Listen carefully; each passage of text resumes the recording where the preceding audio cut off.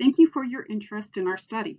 My name is Carey Suehs, and on behalf of the Respiratory Disease Research Team at the University Hospitals of Montpellier, I am happy to summarize the results from the following study entitled Obesity in Women with Asthma, Baseline Disadvantage plus Greater Small Airway Responsiveness.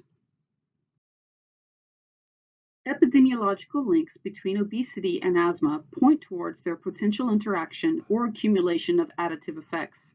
One might think that during methacholine challenges, response curves in terms of spirometry for obese and normal weight groups should differ, but past results show that they are typically similar. However, the silent zone refers to small airway responsiveness undetected by spirometry, and there are anecdotes in the literature that support the latter's contribution to obesity-associated variation in airway responsiveness. Furthermore, relatively recent advances in computed tomography, i.e. CT scanning, have provided the means to quantify air trapping in the lungs.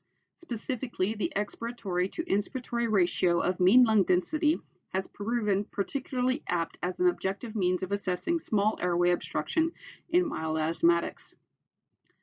Following all this, we hypothesized that differences should exist between obese and non-obese asthmatic individuals in terms of air trapping progression visualized via high-resolution CT scans.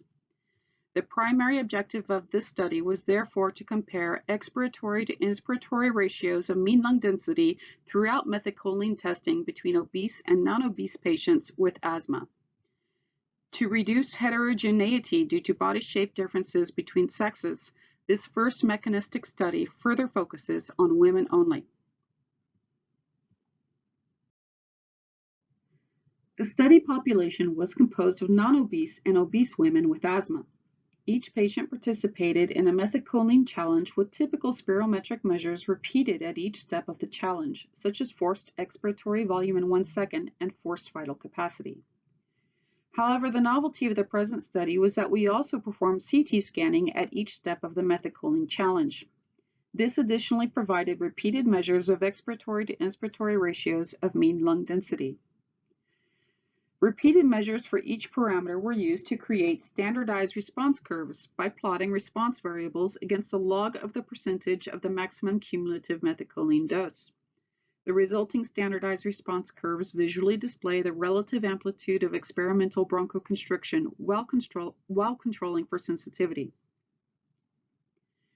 When comparing the non-obese and obese groups, as indicated in red and blue throughout this slide, adjusted mixed models were unable to detect any difference in standardized response curves for forced expiratory volume in 1 second, as typically found in the literature.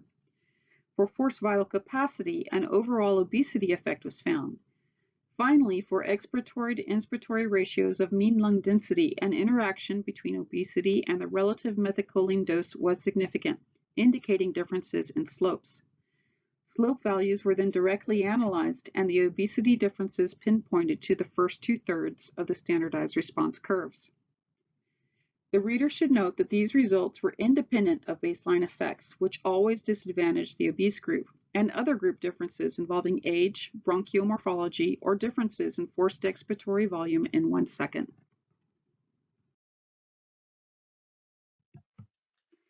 In conclusion, we demonstrate that obese asthmatic women present with increased CT air trapping during methacholine testing in addition to baseline effects.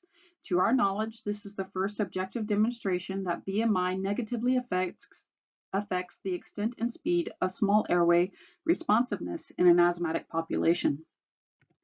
Baseline states, including differences in baseline obstruction as represented by forced expiratory volume in 1 second, do not represent the full extent of obesity effects on airway responsiveness. Intensified air trapping in small airways, as estimated by changes in the expiratory to inspiratory ratios of mean lung density, is additionally present in obese patients. Given the differences in these dynamics, a mild exacerbating insult is more likely to result in clinically relevant air trapping for an obese person than for a normal weight individual. Again, the Respiratory Disease Research Team here at the University Hospitals of Montpellier thanks you for your interest in our work.